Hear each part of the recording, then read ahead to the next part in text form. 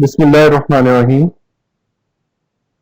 Securing the host and data, chapter number 5.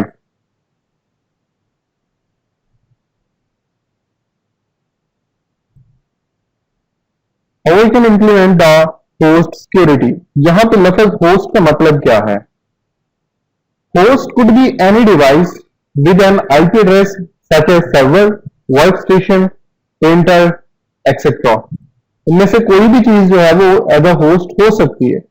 कोई भी ऐसी डिवाइस जिसको आईपी एड्रेस असाइन है वो होस्ट है।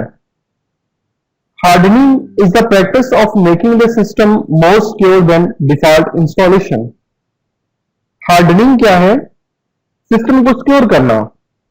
सिस्टम को सिक्योर करने का मतलब क्या है? वो सेटिंग जो डिफॉल्ट थी इंस्टॉलेशन, उसके अंदर कुछ अमेंडमेंट करना, उसके अंदर इंप्रूवमेंट्स करना। जैसा कि क्या इंप्रूवमेंट कर सकते हैं हम? Disabling the unnecessary services. ऐसी तमाम सर्विसेज जिनकी हमें जरूरत नहीं है हम उनको डिसेबल कर देंगे। Disabling unneeded applications. ऐसी एप्लीकेशन जिनकी हमें जरूरत नहीं है उनको हम डिसेबल कर देंगे। Protecting the management interface and applications. ऐसे तमाम इंटरफेस जिनके थ्रू मैनेजमेंट हो सकती है या ऐसी तमाम एप्लीकेशंस जो मैनेजमेंट करने के लिए इस्तेमाल होता है, सिस्टम की सेटिंग को बदलने के लिए इस्तेमाल होते हैं, उनको हम प्रोटेक्ट करेंगे। लेट्स हैव एन एग्जांपल कि सेटिंग आप विदाउट यूजर नेम पासवर्ड ना खोल सकें is an example of the interface of management. How we can disable the unnecessary services? Provide protection against zero day attack. Zero day is a type of attack. Undisclosed vulnerabilities. Reduced risk from the open port. The main point is open ports. अब जितनी भी services हैं वो सारी ports के through चलती हैं। HTTP की सर्विस पोर्ट 80 पे चलती है, FTP की सर्विस 21 पे चलती है, DNS की पोर्ट 53 पे चलती। ये सारी सर्विसेज चल रही है ना। तो अब क्वेश्चन इज के अगर इनमें से कुछ सर्विसेज की हमें जरूरत नहीं है तो हम क्या करेंगे? उस पोर्ट को बंद करेंगे। तो पोर्ट को बंद करने से क्या होगी? वो सर्विस ऑटोमेटिकली बंद हो जाएगी। तो यू कैन डू व्हाट कि आप पोर्ट को डिसेबल कर सकते हैं यूजिंग बेसलाइन। सिक्योरिटी बेसलाइन क्या होती है? कॉन्फ़िगरेशन बेसलाइन किसको कहते हैं? अगर हम सिक्योरिटी बेसलाइन की बात करें तो ऑपरेटिंग सिस्टम की सिक्योरिटी बेसलाइन कौन सी होती है?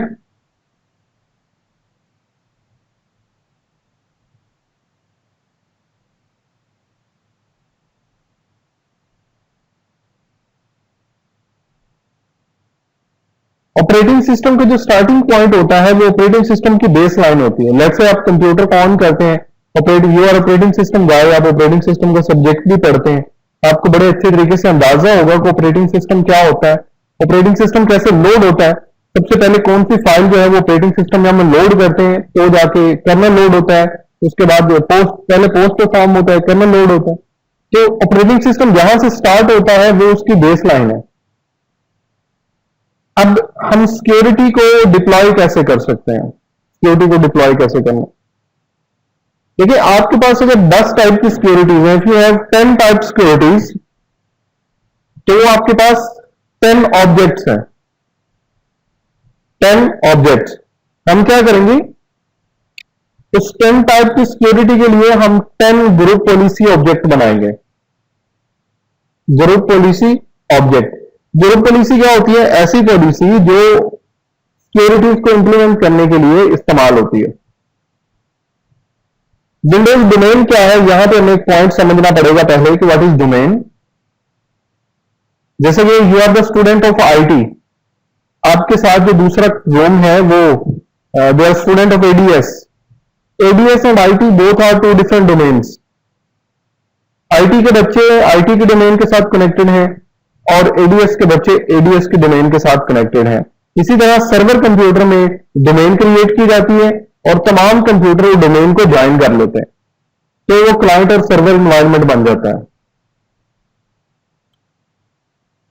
तो क्लाइंट सर्वर इन्वायरमेंट के अंदर भी हम जीपीओ क्रिएट करते हैं। जब सर्वर कंप्यूटर से हमने बाकी तमाम कंप्यूटर्स के ऊपर तो सिक्योरिटी इंप्लीमेंट करनी होती है, what we have to do is कि हमें डोमेन क्रिएट करनी पड़ती है वहां पे।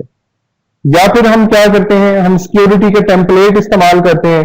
टेम्पलेट क्या होते हैं, बनी बनाई सिक्योरिटी हमें मिल जाती है, हमें जस्ट वो अपने नेटवर्क के अंदर डिप्लॉय करनी होती है। या फिर हम क्या कर सकते हैं, हम इमेजिंग कर सकते हैं। इमेजिंग क्या है, बैकअप है। अभी इसको फर्दर एक्सप्लेन करते हैं अगली स्लाइड में। सर डिप्लॉय का मतलब इंप्लीमेंट होता है। हाँ जी, सिक्योरिटी टेम्पलेट क्या होते हैं,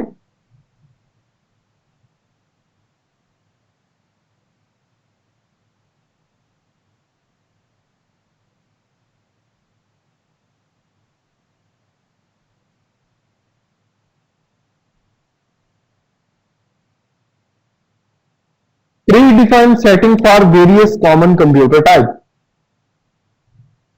कॉमन कंप्यूटर टाइप जितने भी हैं जिसमें विंडोज इस्तेमाल होती है वो कॉमन टाइप के कंप्यूटर हैं, उनके लिए जो पहले से कॉन्फ़िगरेशन सेटिंग होती है, प्री कॉन्फ़िगर्ड सेटिंग, ऐसी सेटिंग जो पहले से कॉन्फ़िगर की हुई है, इसको हम सिक्योरिटी टेम्पलेट कहते हैं। लेट्स से विंडोज 10 के सिक्योरिटी टेम्पलेट के अंदर विंडोज डिफेंडर आता है, ये प्री डिफाइन है। Windows defender is turn on, firewall is turn on, तो इस तरह की कुछ और भी सर्विसेज होती हैं, सिक्योरिटी जो टर्न ऑन होती हैं। अब सिक्योरिटी टेम्पलेट्स के अंदर एक कॉन्सेप्ट है विच इज डोमेन कंट्रोलर। अभी थोड़ी देर पहले मैंने बात की थी कि सर्वर कंप्यूटर के ऊपर डोमेन बनाई जाती है, बाकी तमाम कंप्यूटर्स को डोमेन ज्वाइन करवा दी जाती है। अब ऐसा कंप्यूटर जिस पे डोमेन बनी होती है उस कंप्यूटर को हम डीसी कहते हैं, डोमेन कंट्रोलर कहते हैं। इसी तरह एक सर्वर होता है जो कि ईमेल के लिए इस्तेमाल होता है, ईमेल के मैनेजमेंट के लिए, और एक सर्वर होता है जो कि वेब के लिए इस्तेमाल होता है, वेब जहां पे आप अपनी वेबसाइट को होस्ट कर सकते हैं। और ईमेल सर्वर जैसे exchange server, exchange is a type of email server. आप जब गूगल पे जाके सर्च करेंगे व्हाट इज एक्सचेंज सर्वर तो आपको इसकी समझ आ जाएगी। तो ये डोमेन कंट्रोलर में, ईमेल सर्वर में और वेब सर्वर में, इनमें पहले से सिक्योरिटी टेम्पलेट इंप्लीमेंट होते हैं, आपको ज्यादा सिक्योरिटी इसमें इंप्लीमेंट नहीं करनी पड़ती। हाँ, अगर आपने अपने मुताबिक कस्टमाइज करनी है तो आप इसको कस्टमाइज जरूर कर सकते हैं।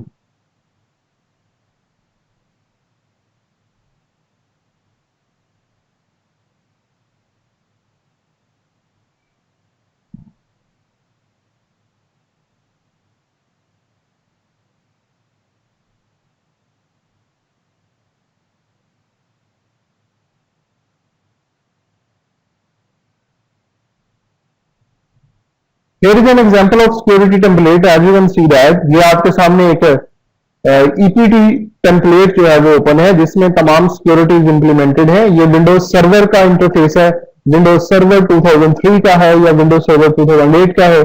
इसमें ये बाय डिफॉल्ट देखें ये सिक्योरिटी के सारे पैचेज अवेलेबल है, सारी ये डिफरेंट सिक्योरिटी है। एफईपी डिफॉल्ट, एफईपी डिफॉल्ट डीसी, डीएसीपी के लिए है, डीएमएस के लिए है, एक्सचेंज सर्वर के लिए, एक्सचेंज के लिए, ईपी के लिए, डिफॉल्ट फाइल के लिए है, हाइपर वी होस्ट के लिए है। ये सारी की सारी क्या है, डिफॉल्ट टेम्पलेट्स हैं जो कि बाय डिफॉल्ट विंडोज सर्वर जब आप इंस्टॉल करते हैं तो उसमें आपको ये मिल जाता है। ये आपके सामने एक एग्जांपल है। सिक्योरिटी टेम्पलेट में कौन कौन सी चीजें होती हैं, सबसे पहले तो अकाउंट पॉलिसीज की हम बात करें। अकाउंट पॉलिसीज के साथ आप सब लोग बड़े अच्छे से फेमिलियर हैं। पासवर्ड की पॉलिसीज कौन सी होती हैं, लॉक आउट सेटिंग क्या है, लेट से 10 टाइम गलत पासवर्ड इस्तेमाल किया तो अकाउंट लॉक हो जाएगा, this is lock out setting. Password क्या है, 1 2 3 यूज कर रहे हैं तो this is not a good password. Password की कंप्लेक्सिटी होनी चाहिए, पासवर्ड की लेंथ होनी चाहिए, पासवर्ड की एक्सपायरी डेट क्या है, पासवर्ड कितने दिनों बाद एक्सपायर होगा, कितने दिनों बाद दोबारा यूज हो सकता है, रीइंफोर्समेंट क्या है। All these are examples of security templates. उसके बाद हमारे पास लोकल पॉलिसीज हैं जिसमें यूजर के राइट्स आते हैं। यूजर राइट्स क्या है, आपको पता है आपको कि डिफरेंट टाइप ऑफ यूजर हमारे पास होते हैं। जैसे ये एडमिनिस्ट्रेटर होता है, पावर यूजर होता है, ग्रुप यूजर होता है, इसी तरह गेस्ट यूजर होता है। उन सब के राइट्स डिफाइन होते हैं, कौन सा यूजर कौन से काम परफॉर्म कर सकता है, ये हम सिक्योरिटी टेम्पलेट के अंदर ऑलरेडी ये चीजें मौजूद होती हैं। देन सिस्टम की सर्विसेज, तमाम के तमाम जोन की सर्विसेज, सर्विस कोई भी ऐसी चीज होती है जो बैकएंड के ऊपर काम करती है, फ्रंट एंड के ऊपर इंटरफेस में आपको नजर नहीं आ रही होती, उसके बैकएंड पे काम कर रही होती है। उसके बाद सॉफ्टवेयर की रिस्ट्रिक्शंस हैं, सॉफ्टवेयर के ऊपर कौन कौन सी रिस्ट्रिक्शन लग सकती हैं। सॉफ्टवेयर रिस्ट्रिक्शन से मतलब क्या है कि कितने बजे ये सॉफ्टवेयर चल सकता है, उसके बाद कितने बजे सॉफ्टवेयर ऑटोमेटिकली ऑफ हो जाएगा। आप इसको किस ऑपरेटिंग सिस्टम पे रन कर सकते हैं, किस पे नहीं कर सकते। उसके बाद कुछ रिस्ट्रिक्टेड ग्रुप्स की बात अगर हम करें, ऐसे ग्रुप्स जो अलाउड नहीं है। लाइक से मैं कहता हूँ 4 स्टूडेंट हैं, ये सिस्टम पे लॉग इन नहीं कर सकते, मैं उनको एक ग्रुप बना के उसके ऊपर पॉलिसी लगा दूंगा, the following student will not be able to log into that system. They will not be able to log in at particular time. These are the types of restricted groups here.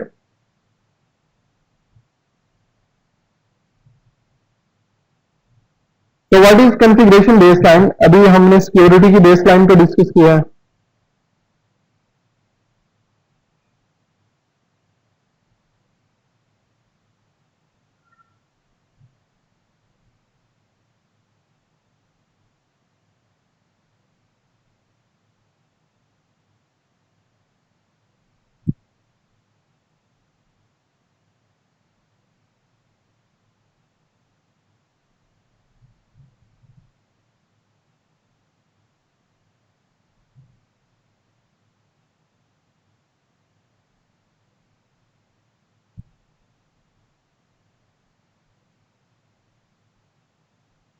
उसके बाद ये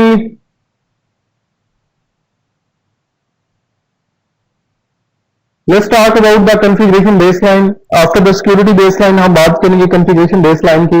A record of the all setting on the system, including non-security setting and security setting. Configuration baseline क्या होती है?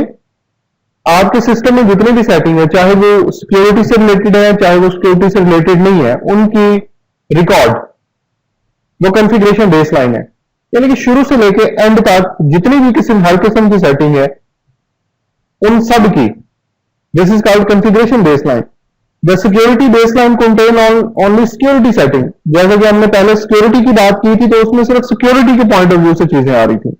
अब configuration की है तो उसमें जो कंप्लीट सेटिंग है, चाहे वो सिक्योरिटी से रिलेटेड है या smoothness of the running application से रिलेटेड है, किसी चीज के भी रिलेटेड है, वो कॉन्फ़िगरेशन बेसलाइन के अंदर आती है। Every time a system is changed, the configuration must be updated. जब भी आपने कोई कॉन्फ़िगरेशन चेंज की है तो कॉन्फ़िगरेशन बेसलाइन को लाजमी अपडेट करें, यानी कि रिकॉर्ड अपना जरूर अपडेट कर दें कि हमने अपने सिस्टम के अंदर ये चीज पहले नहीं थी, तो हमने ये चीज अपने सिस्टम के अंदर लगा दी है। This is an example of configuration baseline. Let's say आपने कोई मैनेजमेंट चेंज की है, चीजों को मैनेज करने का तरीका बदला है, तो भी आप कॉन्फ़िगरेशन बेसलाइन को अपडेट करेंगे। इसके बाद ये परफॉर्मेंस बेसलाइन है। Document the overall performance of a system at the point in a system. System के अंदर किसी भी पॉइंट के ऊपर आप सिस्टम की तमाम परफॉर्मेंस को डॉक्यूमेंट करें। डॉक्यूमेंट करें, लिख लें अभी सिस्टम की परफॉर्मेंस क्या है, देन उसको हम क्या करेंगे, बाद में कंपेयर करेंगे। इस साल हमारे सिस्टम की ये परफॉर्मेंस रही है, अगले साल को इस साल के साथ हम कंपेयर करेंगे, तो हमारे पास काफी अच्छा रिजल्ट आ जाएगा।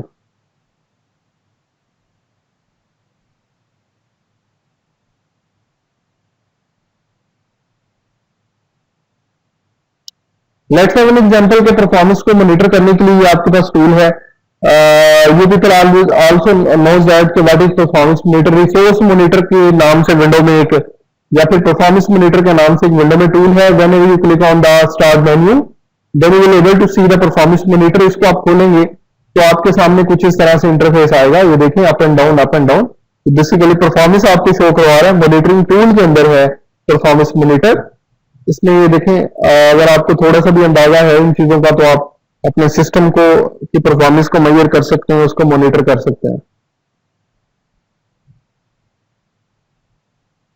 Then we have baselining report, a document that record the normal system performance for later reference. ऐसा डॉक्यूमेंट जो कि सिस्टम की नॉर्मल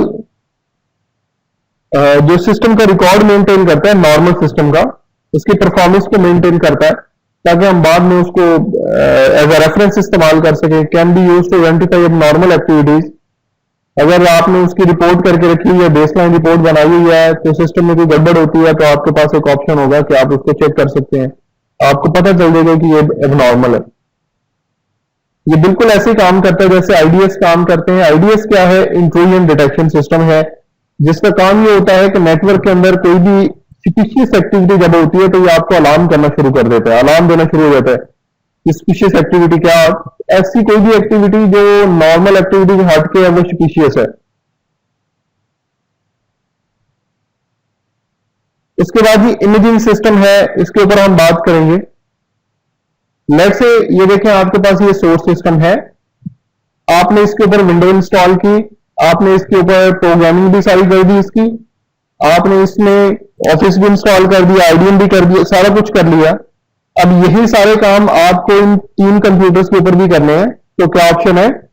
तीनों पे बारी बारी करेंगे? नहीं, हम क्या करेंगे, हम इसका एक इमेज बना लेंगे। जैसे पुराने वक्त में घोस्ट होता था, अब उसी घोस्ट को हम इमेज का नाम भी देते हैं।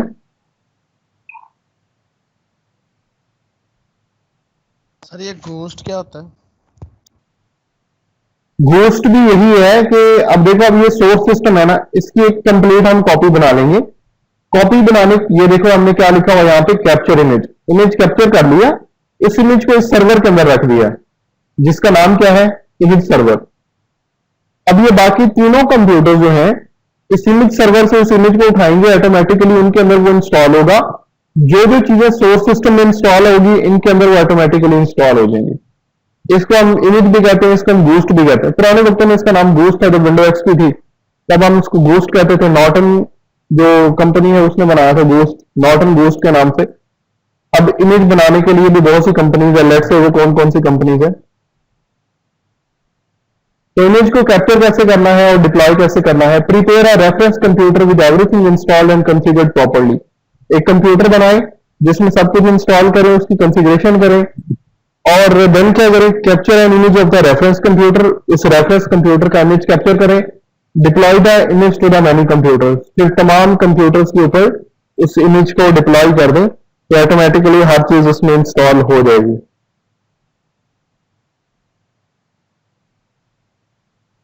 इमेज को डिप्लॉय करने के लिए हमारे पास टूल कौन कौन से हैं? Norton Boost, Acronis True Image, Microsoft Windows image backup, ये विंडो के अंदर बिल्ट इन होता है। Windows automatic installation tool kit, Windows deployment services, ये भी आपके जो विंडोज सर्वर है उसमें मौजूद होता है। इसके अलावा और भी बहुत से हैं। ये सारे के सारे इमेज डेवलपमेंट टूल्स हैं जिनकी मदद से आप इमेजेस को डिप्लॉय कर सकते हैं।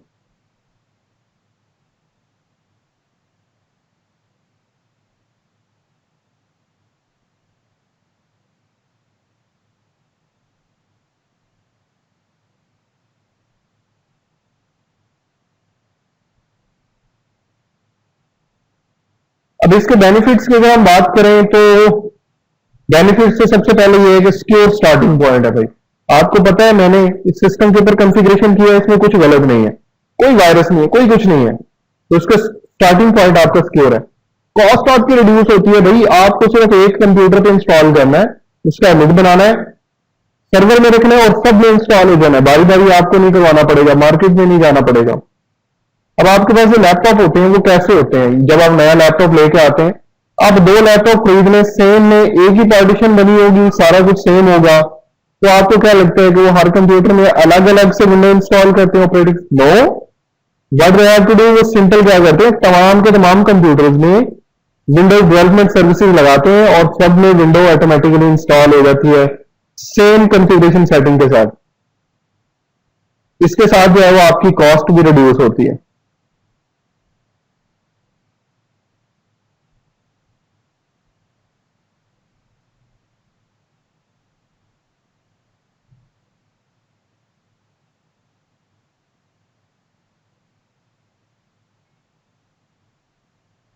Virtualisation and image.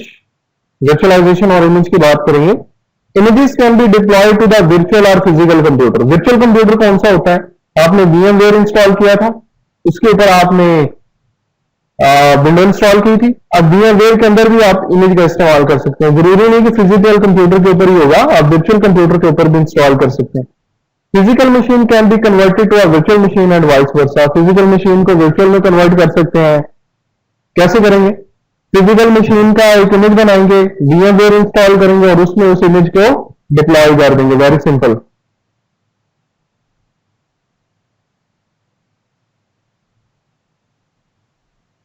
Let's understand the virtualization process.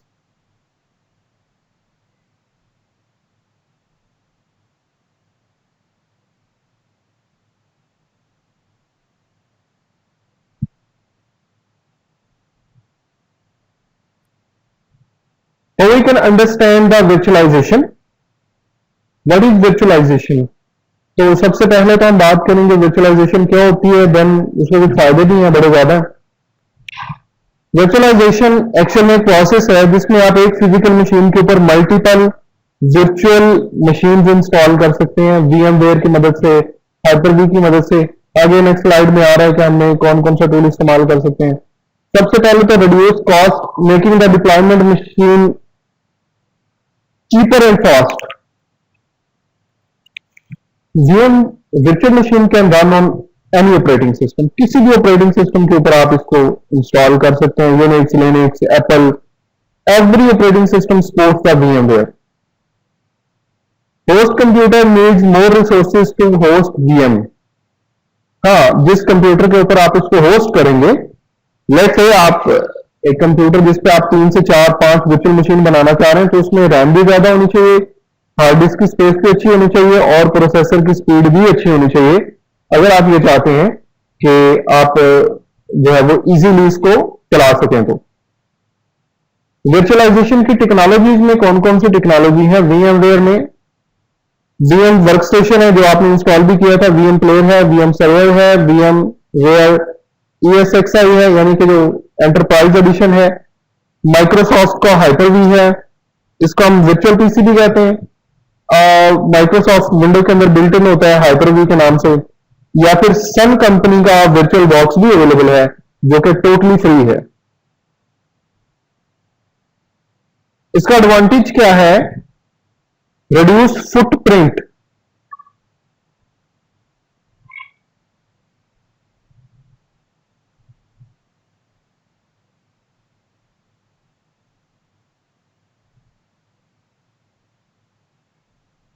Amount of physical space and power consumed by an IT system.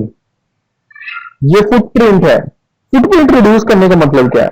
देखो, सबसे पहले अगर आपने 10 कंप्यूटर लगाए हुए हैं तो 10 के लिए अलग अलग से पावर तो आपको रिक्वायर्ड है, लेकिन उसके बाद अगर आप एक ही कंप्यूटर पे 10 चला रहे हैं तो फिर एक ही कंप्यूटर पावर कंज्यूम कर रहा है, स्पेस भी आपकी कम कंज्यूम हो रही है, पावर भी कम कंज्यूम हो रही है। तो ये फायदा है ना, फुटप्रिंट रिड्यूस हो रहा है। VM हैज स्मॉलर फुटप्रिंट्स, मतलब कि इसका साइज कम होता है। ऑब्वियसली आप 10 कंप्यूटर रखे हुए तो वो ज्यादा स्पेस ले रहे हैं, वो ज्यादा आपकी यूटिलाइज हो रही है, फिजिकल स्पेस भी यूटिलाइज हो रही है, रैम की स्पेस भी ज्यादा यूटिलाइज होगी, आपको डिफरेंट रैम भी लगानी पड़ेंगी, आपको हार्ड डिस्क भी लगानी पड़ेगी, लॉट मोर। तो आप जितनी VMware इंस्टॉल करेंगे उतना फायदा क्या है, आपकी पावर भी सेव होगी और आपकी मनी भी उसमें सेव हो जाएगी। इसी तरह increase availability, virtual server are easy to copy. Footprint से मुराद मतलब स्पेस है, स्पेस, पावर, ये सारी चीजें फुटप्रिंट के अंदर आती हैं। ओके। इंक्रीज अवेलेबिलिटी,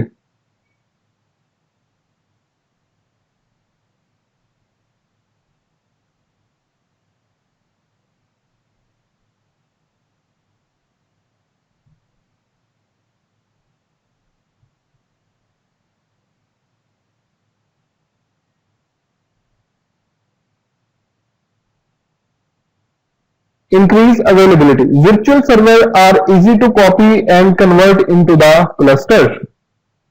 यार रैम दो इसको, छोड़ो। आइसोलेशन से हम शुरू करते हैं।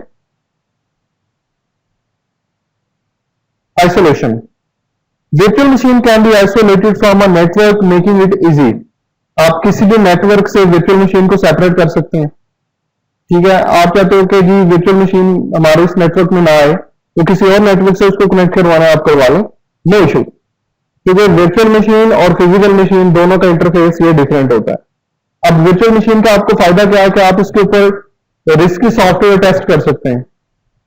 अपने कंप्यूटर पे डायरेक्ट ना करें, उसमें एक वीएम वेयर इंस्टॉल करें, उसमें ऑपरेटिंग सिस्टम इंस्टॉल करें और सॉफ्टवेयर उसमें इंस्टॉल करके टेस्ट कर लें कि वो सॉफ्टवेयर को नुकसान तो नहीं करता ऑपरेटिंग सिस्टम को या हार्डवेयर का।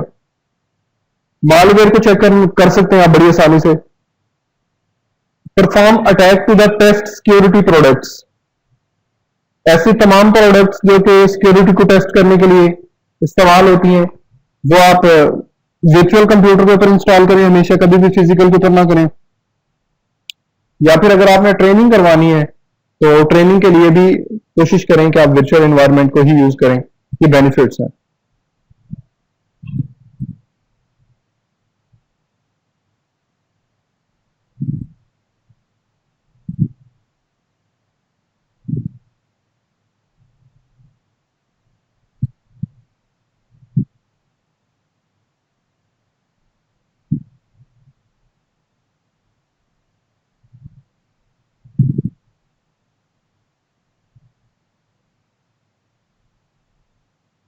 वर्चुअलाइजेशन की वीकनेस के ऊपर बात करेंगे। वीएम एस्केप, सबसे पहली जो वीकनेस है वर्चुअलाइजेशन की, वो वीएम एस्केप है।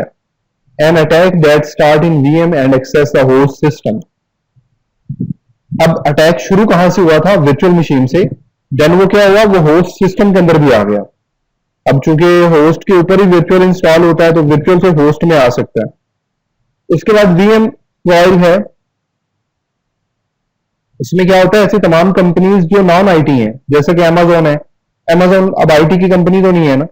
अमेजोन तो बेसिकली बुक सेलर कंपनी है, किताबें सेल करता है। तो ये क्या करते हैं, ये ज्यादा पैचेज इंस्टॉल नहीं करते, अपडेट नहीं करते, सिस्टम को सिक्योर नहीं करते। तो उस वजह से फिर ये वीकनेस है कि अगर आप टाइम टू टाइम उसको अपडेट नहीं करेंगे, सिक्योरिटी पैचेज इंस्टॉल नहीं करेंगे, तो फिर अटैक उसके ऊपर होना बहुत आसान है। पॉसिबल ही है कि वर्चुअल सिस्टम के ऊपर अटैक हो सके अगर आपने लेटेस्ट सिक्योरिटी पैचेज इंस्टॉल नहीं किए हुए। तो लॉस ऑफ कॉन्फिडेंशियलिटी, जैसे कि अभी हम बात कर रहे थे कि अगर वर्चुअल सिस्टम के ऊपर अटैक हो गया तो वर्चुअल सिस्टम के बाद अटैक जो है वो आपके फिजिकल के ऊपर भी आ सकता है। तो अगर फिजिकल पे आ गया तो उसका मतलब फिजिकल सिक्योरिटी, फिजिकल डाटा भी आपका कंप्रोमाइज हो सकता है।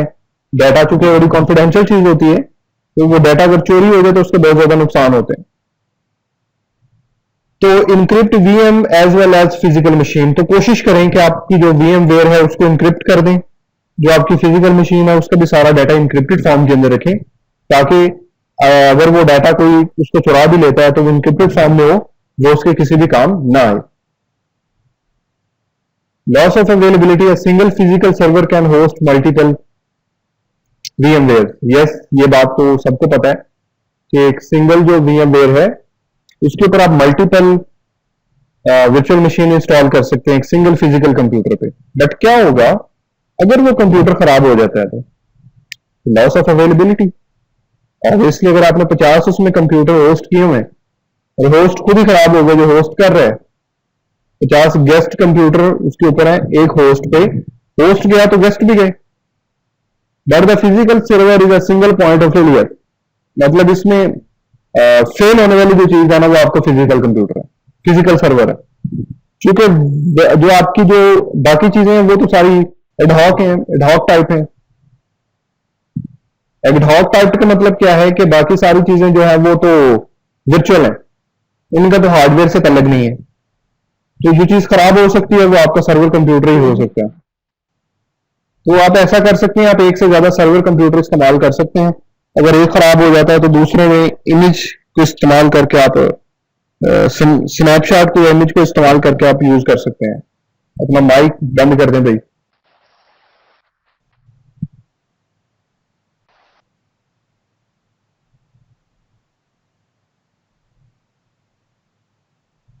सिक्योरिटी पैचेस को कैसे इंप्लीमेंट कर सकते हैं, सिक्योरिटी पैच होता क्या है, उसको कैसे मैनेज कर सकते हैं।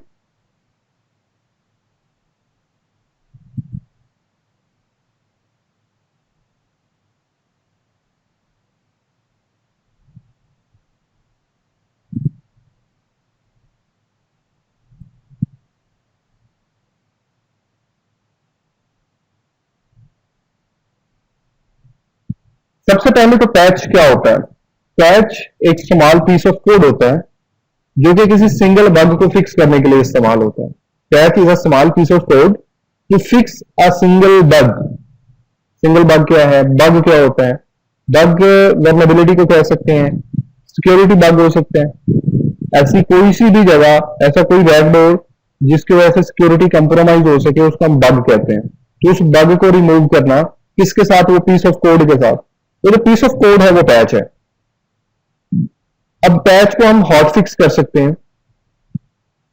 हॉट फिक्स का मतलब क्या है? A patch you apply without rebooting the system.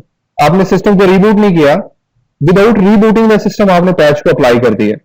जैसे कि बहुत से सॉफ्टवेयर ऐसे होते हैं जिसको इंस्टॉल करने के बाद आपको वो कहता है कि सिस्टम को रिबूट करें ताकि रजिस्ट्री के अंदर जो सेटिंग्स हैं वो सारी रिफ्रेश हो सकें।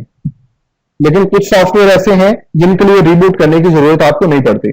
तो हॉटफिक्स एक ऐसी सर्विस आप समझ लें जो भी किसी भी पैच को इंस्टॉल करने के बाद रीस्टार्ट ना करना पड़े सिस्टम को, उसको हम कहते हैं हॉटफिक्स करना। या फिर कुछ पैचेस जो है वो आपको इकट्ठे मिल जाते हैं। पैच सिंगल फिक्स को कहते हैं, लेकिन मल्टीपल फिक्स अगर आपको इकट्ठे मिल रहे हैं तो उसको हम सर्विस पैक कहते हैं। लेट्स से आपके सिस्टम में 10 बग हैं, 10 के 10 इकट्ठे हो गए, एक आपको सोल्यूशन मिल जाता है 10 का इकट्ठा, तो उसको हम सर्विस पैक कहते हैं। Useful to apply all patches to the certain date at once. एक ही डेट के ऊपर इकट्ठे ही तमाम की तमाम सिक्योरिटीज को फिक्स कर लेना, this is called service pack. Patches सर होटी फिक्स फिर वही मतलब ऐसा सॉफ्टवेयर ऐसा प्रोग्राम जो आप रीबूट के बगैर लगा देते हैं। प्रोग्राम की बात नहीं, पैच की। पैच प्रोग्राम तो एग्जांपल दिया ना मैंने आपको। पैच क्या है? एक पीस ऑफ कोड है जिसको आप इस्तेमाल करते हैं किस लिए? बग को दूर करने के लिए। तो लेट्स से आपने पैच इंस्टॉल किया तो उसने कहा सिस्टम रिस्टार्ट करो, तो वो हॉट फिक्स नहीं होगा। आपने पैच इंस्टॉल किया, सिस्टम को रीस्टार्ट करने की जरूरत नहीं पड़ी, this is called hot fix. Okay sir. How you can deploy the patches? Automatic update on work station. Automatic update आपके पास आती है, आपके पास विंडो के अंदर ऑपरेटिंग सिस्टम में ये सर्विस होती है कि आप अपडेट को अपनी मर्जी से इंस्टॉल करवा सकते हैं। जैसे कि यहां पे जो अपडेट के लिए ऑप्शन है वो check for update but let me the choose whether to download and install them or not. कहता है अपडेट को चेक जरूर करो बट मुझे बता दो कि वो किधर है, इसका नाम क्या है?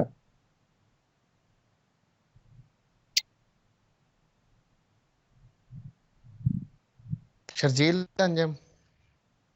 जी, तो हम बात कर रहे थे डिप्लॉइंग पैचेस की। तो पैचेस डिप्लॉय करने के बहुत से मेथड हैं, जैसे कि आपके पास है choose how Windows can install the update.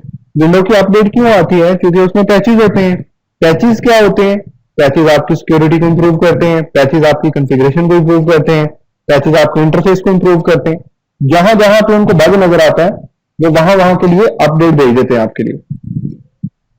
देखिए यहां पे फिर उसके साथ वो आपको एक ऑप्शन देते हैं कि आप इस बग को खत्म करने के लिए पैच को इंस्टॉल भी करना चाहते हैं कि नहीं। कुछ लोग फिर पैचेस वैसे ही बंद कर देते हैं, कुछ लोग उसमें इंस्टॉल ही नहीं करते। तो देखिए यहां पे check for update but let me choose whether to download and install them. वो कहता है विंडो को कह रहा है भैया आप विंडो चेक कर लिया करो, लेकिन चूज मैं करूंगा कि कौन सी अपडेट इंस्टॉल करनी है देन डाउनलोड करना। तो चूज मैं करूंगा पहले।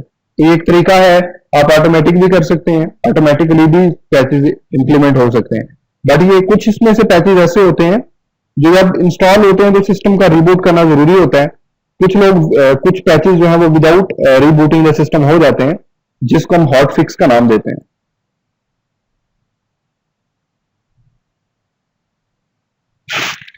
Patch management server. Patch management server का हम इस्तेमाल करते हैं पैचेस की डिस्ट्रीब्यूशन को कंट्रोल करने के लिए। पैचेस की डिस्ट्रीब्यूशन को कंट्रोल करने का मतलब क्या है? All machines are updated at once. Let's say आपके पास एक कंप्यूटर लैब है जिसमें you have 50 computers and 1 server computer. तो आप क्या करेंगे?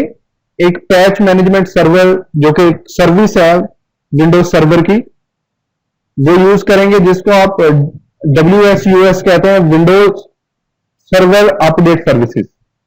ये जब विंडोज सर्वर इंस्टॉल करते हैं तो उसमें ये सर्विस होती है। इसकी मदद से आप क्या कर सकते हैं, कंप्यूटर लैब के जितने भी कंप्यूटर हैं सबको इकट्ठे आप अपडेट कर सकते हैं। अपडेट करने का तरीका क्या है वो एक अलग से डिबेट है, बट विंडोज सर्वर के अंदर एक सर्विस है जिसको WSUS कहते हैं, और उसकी मदद से आप एडमिनिस्ट्रेटर जो है वो सारी की सारी जितने भी पैचेज हैं वो इकट्ठे तमाम कंप्यूटर्स के ऊपर इंस्टॉल कर सकता है, ताकि उसको बारी बारी तमाम कंप्यूटर में जाकर इंस्टॉल ना करना पड़े।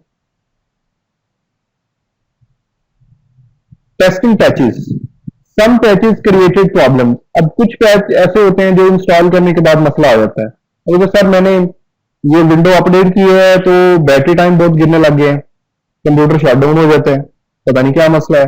अब ये एक पैच है जो प्रॉब्लम क्रिएट कर रहा है। Patch must be tested before deployment into the large company network. किसी बड़ी कंपनी में डिप्लॉय करने से पहले आप पैच को जरूर टेस्ट करें। Test them in environment that mirror the production environment. एक प्रोडक्शन एनवायरनमेंट क्या है, जो आपका एक्चुअल एनवायरनमेंट है जहां पे काम होता है, तो क्या करें, उसी तरह का एक एनवायरनमेंट बनाएं और उस एनवायरनमेंट के अंदर डिप्लॉय करना है। ओरिजिनल में ना करें, ओरिजिनल की जो कॉपी है उसके ऊपर पहले अप्लाई करें, चेक करें। या फिर रिग्रेशन टेस्ट आप कर सकते हैं। रिग्रेशन टेस्ट में क्या होता है, एडमिनिस्ट्रेटर क्या करता है, कुछ टेस्ट जो है वो इंप्लीमेंट करता है एक कंप्यूटर के ऊपर, सीरीज ऑफ टेस्ट इंप्लीमेंट करता है, और फिर वो रिजल्ट को कंपेयर करता है कि ये जो पैच है इसको इंस्टॉल करने से पहले क्या परफॉर्मेंस थी और इसको इंस्टॉल करने के बाद क्या फर्क पड़ता है। देन अगर वो सेफ होता है तो फिर उसको नेटवर्क में इंस्टॉल कर लिया जाता है, और अगर सेफ नहीं होता तो उसको नेटवर्क में इंस्टॉल नहीं किया जाता।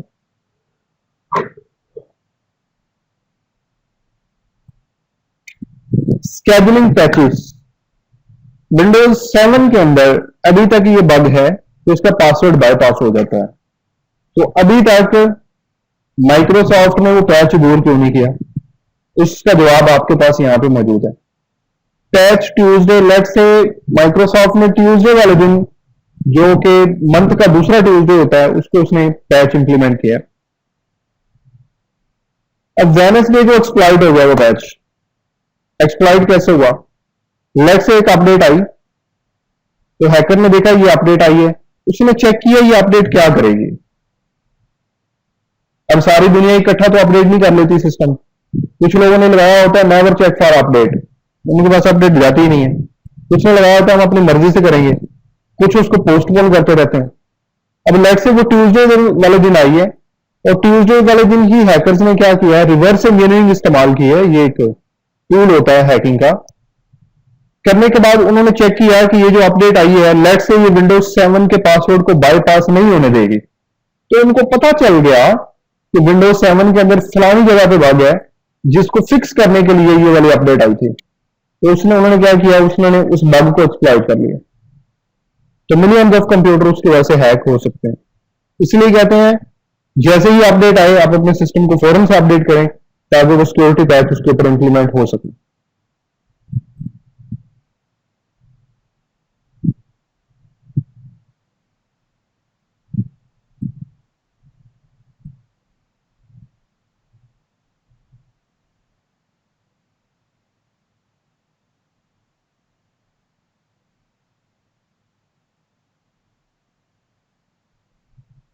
सर ये नीचे वाली लाइन पढ़ के सुनाना, this is the way Microsoft की वल्नरेबिलिटी सीक्रेट, कि वो मतलब वो क्यों सीक्रेट रखती हैं। क्या, this is why Microsoft keep vulnerability secret and does not patch them till there are attacks involved. वो कहते हैं कि जब तक वो हजारों लाखों के हिसाब से अटैक नहीं ना होता तब तक वो क्या करते हैं, अपनी वो उस वल्नरेबिलिटी को छुपा के रखते हैं। अब ये वल्नरेबिलिटी है ना विंडोज 7 के अंदर, ये पासवर्ड बाईपास हो जाता है। अब माइक्रोसॉफ्ट चाहती तो उसको दूर कर सकती थी, लेकिन अगर वो दूर करती तो पूरी दुनिया को पता चल जाना था कि यार ये पासवर्ड यहां से ब्रेक, इसका बाईपास हो सकता है। लेट से दुनिया में 500 लोगों को पता है, अभी माइक्रोसॉफ्ट ने वो अटैक भेजा, हैकर को पता चल गया, तो वो उन्होंने पूरी दुनिया में अटैक कर लिया, अब पूरी दुनिया को पता चल गया। इसलिए वो अपनी वर्नेबिलिटीज को छुपा के रखते हैं जब तक पूरी दुनिया पे वो वर्नेबिलिटीज वायरल नहीं हो जाती।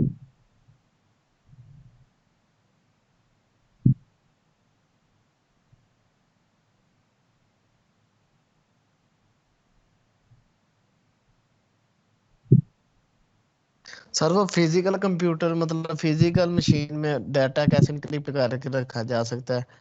वो पिछले हिसाब से पहले स्लाइड में पढ़ा था कि वीएम वेयर में और मतलब अपना फिजिकल और वर्चुअल मतलब डाटा इनक्रिप्ट रखना चाहिए। तो फिजिकल में इनक्रिप्ट कैसे रखेंगे? फिजिकल कंप्यूटर में कैसे रखेंगे, क्या मतलब? सर वो पहले स्लाइड्स में पढ़ा था कि डाटा इनक्रिप्ट रखना चाहिए, वर्चुअल मशीन का भी और उसका फिजिकल मशीन का भी। तो फिजिकल मशीन में डाटा इनक्रिप्ट कैसे करते हैं वो बता दें।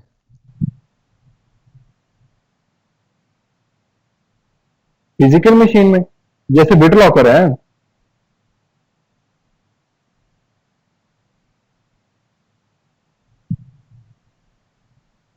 बिट लॉकर में तो सर हमारी तरफ से लगना ना लॉक, हाँ जी। तो दूसरी तरफ से नहीं ना लगना। क्या मतलब? मतलब सर हैकर ने आके मतलब हमारे लैपटॉप को तो नहीं ना मतलब असेस करना इधर से फिजिकल तौर पर, उसने तो वर्चुअल तौर पे करना है। हम्म। ये तो मुझे आपके पॉइंट की समझ नहीं आ रही, आप क्या कर रहे हैं? तो सर वो सर आपने वो स्टार्ट में बताया था कि वर्चुअल मशीन और मतलब आप वर्चुअल मशीन जिस पे चला रहे हैं फिजिकल मशीन को, इन दोनों को इनक्रिप्ट कर लें इनका डाटा, ताकि मतलब कोई अटैक ना हो सके इन पर।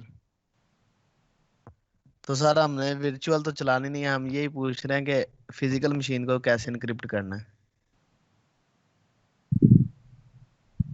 अच्छा बेटा, मैं आपके क्वेश्चन को समझ के फिर इसका आंसर दूंगा। अभी भी समझ नहीं आ रही।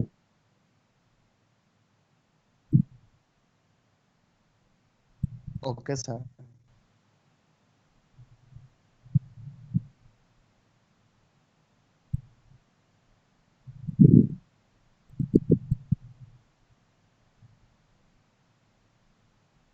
ये पहले तो समझना पड़ता है कि आप क्या कर रहे हो।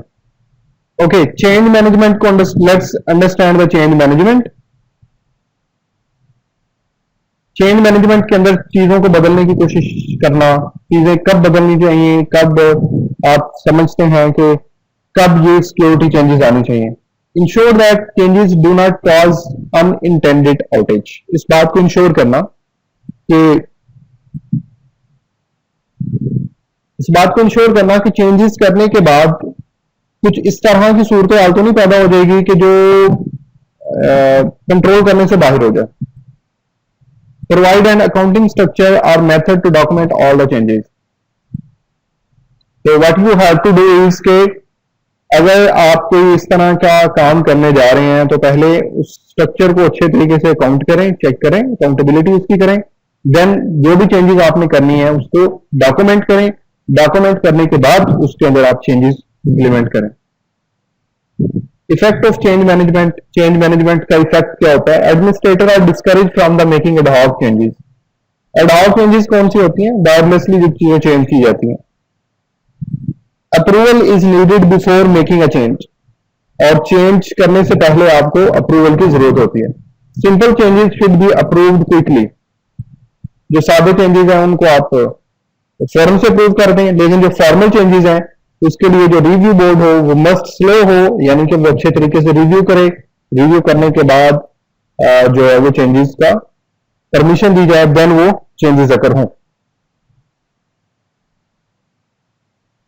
How we can protect data. Data अगर लॉस होता है तो उसमें क्या क्या नुकसान हो सकते हैं? Harm to the customer. Customer को नुकसान हो सकता है, रेपुटेशन का नुकसान हो सकता है कंपनी की, रेगुलेटरी फाइन हो सकता है, या फिर लॉज सूट हो सकते हैं। ये चीजें क्या है, लेट्स डिस्कस दिस। डाटा की दो कैटेगरीज हैं, data in rest and data in motion. जो डाटा रेस्ट में है वो यूएसबी मोबाइल फोन में, एक्सटर्नल ड्राइव में, बैकअप्स में कहीं पे स्टोर पड़ा हुआ है। जो डाटा इन मोशन है वो क्या है? वो डाटा जो नेटवर्क के ऊपर ट्रैवल कर रहा है वो डाटा इन मोशन है।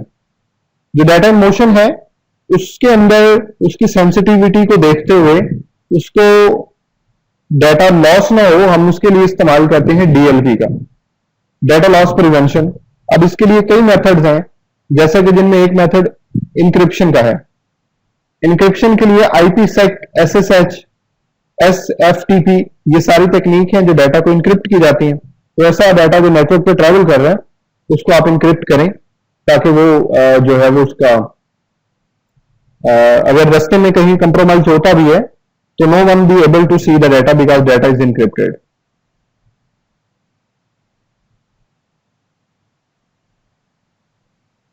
जो डाटा इस्तेमाल में होता है, जो रैम में है, जो इस्तेमाल हो रहा है, वो डाटा इन यूज है ऑब्वियसली। और जिस एप्लीकेशन के थ्रू आप उस डाटा को इस्तेमाल कर रहे हैं, वो एप्लीकेशन की रिस्पॉन्सिबिलिटी है कि वो आपके डाटा को प्रोटेक्ट करे। लेट्स से आप व्हाट्सएप के ऊपर डाटा को चैट कर रहे हैं, तो व्हाट्सएप कंपनी की रिस्पॉन्सिबिलिटी है कि वो आपके ट्रैफिक को इंक्रिप्ट करके दे दे ताकि आपका डाटा कंप्रोमाइज ना हो सके। This is why whole disk encryption is needed to protect the data on laptop. Laptop के ऊपर जो आपकी हार्ड डिस्क है उसको अच्छे तरीके से इंक्रिप्ट करें, कंप्लीट इंक्रिप्ट कर दें। जब आप सिस्टम ऑन करें तो डिक्रिप्ट हो और सिस्टम शट डाउन करने के बाद वो इंक्रिप्ट हो जाए दोबारा से। हाँ, आप ये कर सकते हैं कि आपका जो डाटा है वो उसकी आप एक कॉपी बना लें, उसको बेशक आप डिक्रिप्ट करके रखें, इंक्रिप्ट करके रखें, उससे फर्क नहीं पड़ता। आप उस कॉपी को यूज कर लें, जो ओरिजिनल इंक्रिप्टेड है उसको इस्तेमाल ना करें ताकि डाटा कंप्रोमाइज ना हो। पूछना का मतलब सर डी